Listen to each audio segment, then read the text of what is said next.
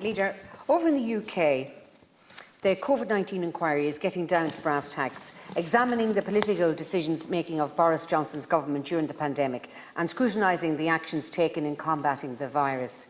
Decisions that led to the imposition of the 3 national lockdowns and the regional restrictions, measures such as working from home, the reduction of contact and the use of face coverings will be examined. And the Chair, Baroness Heather Hallett, has said that those who suffered during the pandemic would be at the heart of the inquiry. This now is the 5th time I have raised the issue of the complete absence of a COVID inquiry in this country.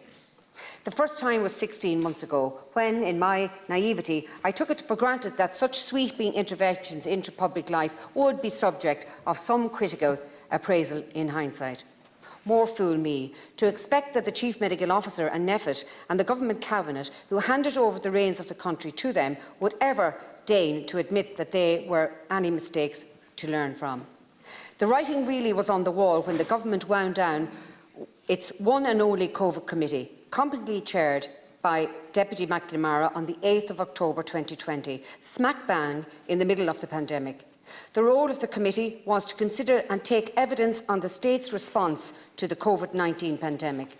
NPHET had to be dragged kicking and screaming in front of them to answer a few questions, and a quiet word must have been had because the order to wrap it up came soon thereafter, and the Cabinet realised it was inconvenient that there should be such a forum for parliamentarians to which it would be responsible.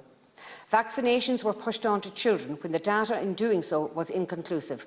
We now know of at least 1 death that has resulted from that. Who knows how many more there may be.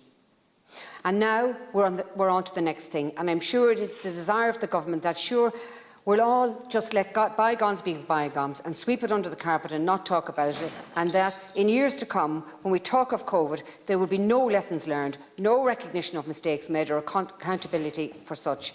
We'll all just shake our heads and say, sure, that was an awful, wasn't it? And continue glidely on. It's state-sanctioned gaslighting at a national scale, and it's not going to work. So man up, set up an inquiry and face the music. Thank you.